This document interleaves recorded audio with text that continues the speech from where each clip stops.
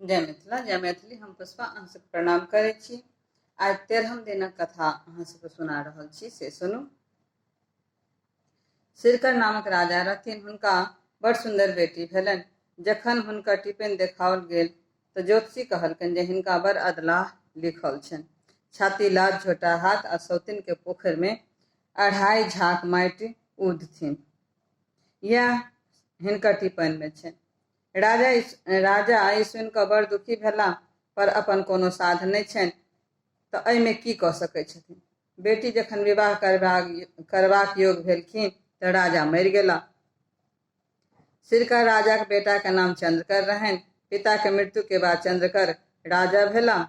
माय सत्तऽ हुनका चंद्रकर के बहिनक विवाह करबाक लेल तंग करथिन, मुदा चंद्रकर बहिनक टिप्पणीक बात मोन छलनि। ओ अपन माय से कहलखिन, हम बहिनक विवाह नहीं करब, हम हिनकर अपमान नहीं सहि सकैत छी।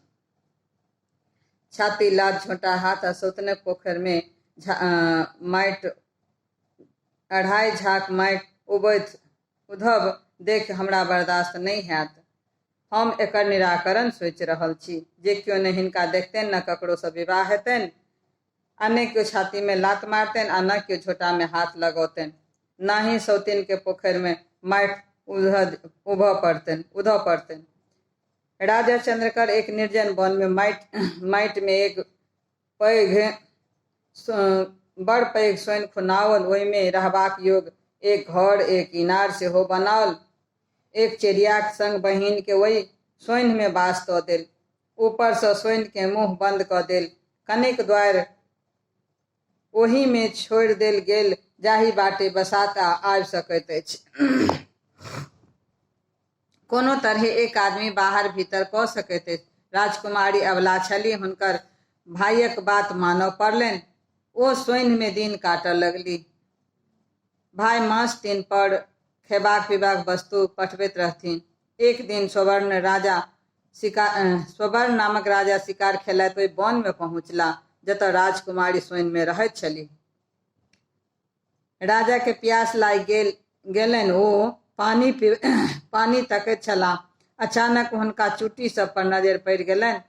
चुट्टी सब एक बीहड़ि सँ धारी सँ जाइत छलाह।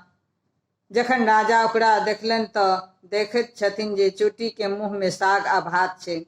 राजा के विश्वास भेलनि जे एहि लग पास में क्यों मनुष्य रहैत अछि। ओ चुट्टी धारीक अंत तक गेलाह। ओ देखैत छथि जे एक झाड़ी में गीदड़ या शाहीक बिल सन सोइन छैक।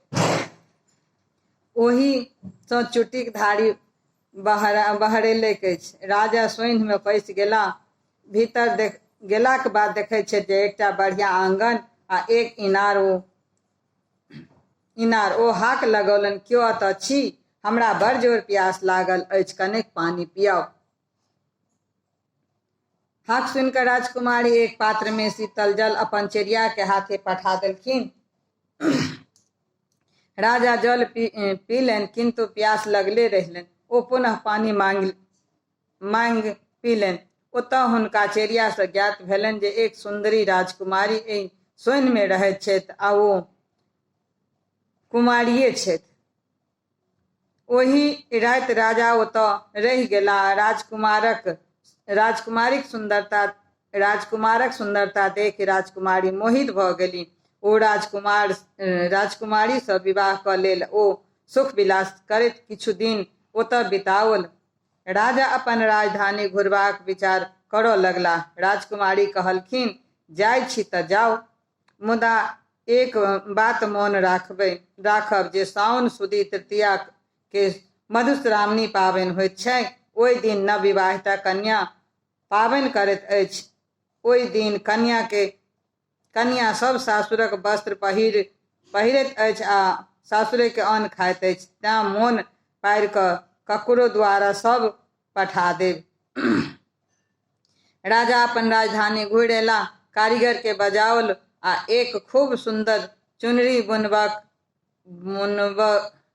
बुनि कऽ देबऽ लेल आज्ञा देलनि। ई बात जेठकी रानी बुझि गेली। रानी सोचल जे राजा फेर कतौ दोसर विवाह केलनि, तेँ ओ जोल्हा के चुनरी बुनि देबाक लेल कहलखिन।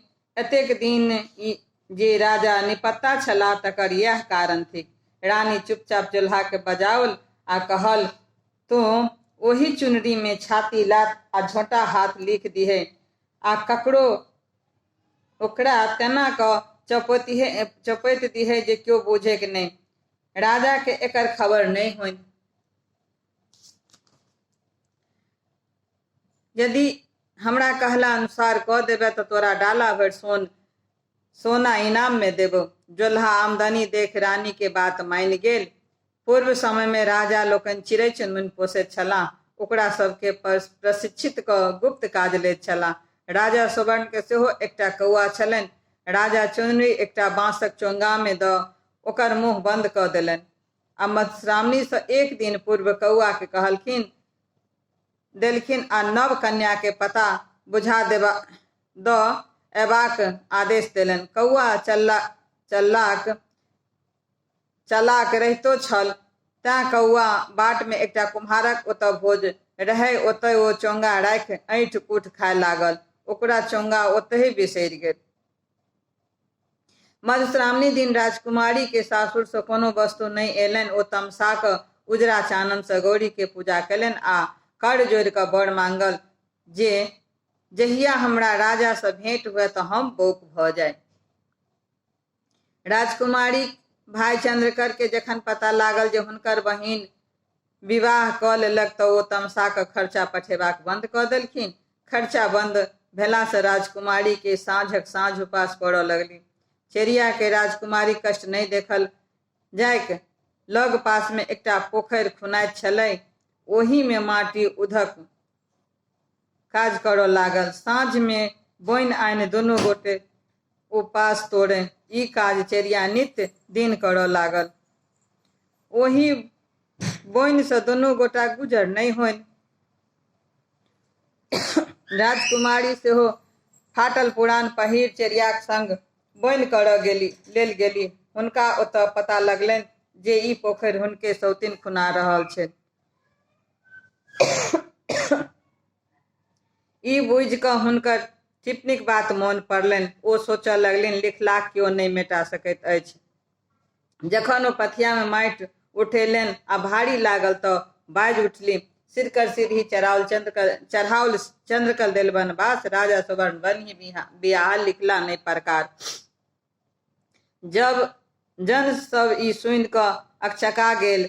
राजकुमारी दोसर पथिया उठाओल आ ओहे फकरा बजली, सिरकर सिरही चढ़ाओल चंद्रकल देल बनबास, राजा सुवर्ण बन्ही बियाह लिखला नहीं प्रकार। वन में राजा सुवर्णक विवाहक बात सुनि सबके आश्चर्य लगलनि। संजोग से राजा सेहो ओहि दिन पोखरिक काज देखबाक हेतु आयल छलाह। ओहो ई फकरा सुनलनि। फकरा सुनि हुनका सब बात मोन पड़ि गेलनि। कोना ओ प्यासे व्याकुल राजकुमारी के ओतऽ गेला, केहन ओतऽ हुनकर सत्कार भेलनि, फेर विवाह केलनि। ई सब बात सुनि राजा के स्मरण होमऽ लगलनि। तकर बाद ओ अपन राजधानी आबि गेला, राजकुमारी के बिसरि गेला। राजा के लाज ओ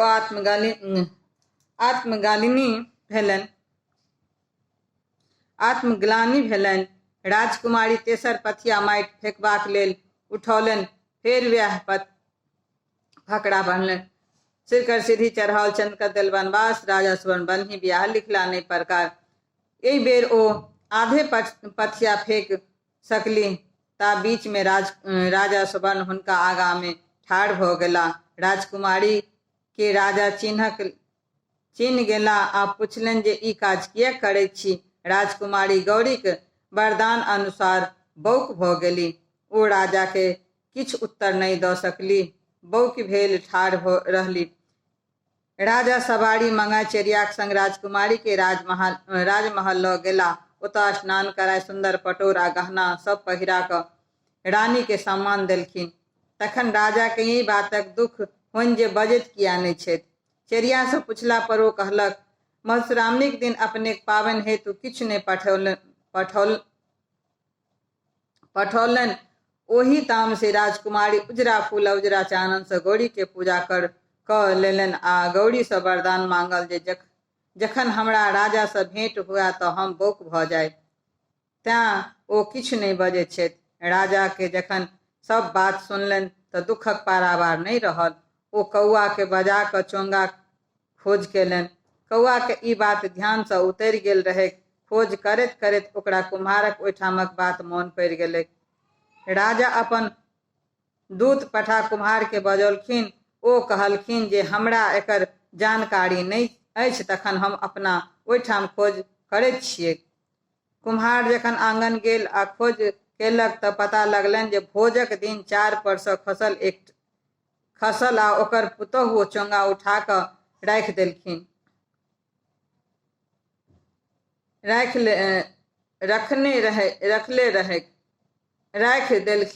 ओ रखले रहे। ओ आनि राजा के देलनि आ क्षमा याचना केलक। राजकुमारी के तखन संतोष भेलनि जे में राजा के कोनो दोष नहीं छनि।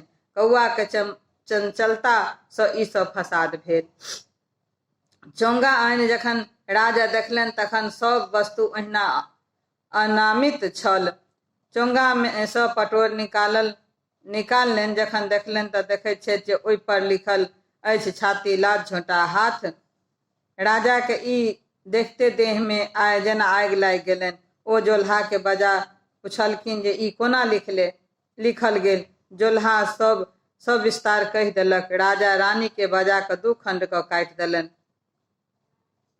काटि गड़बा देलखिन। राजकुमारी के आब बुझा गेलनि जे में राजा कोनो दोष नहीं छै। कौआ के गलती से एतेक फसाद भेल।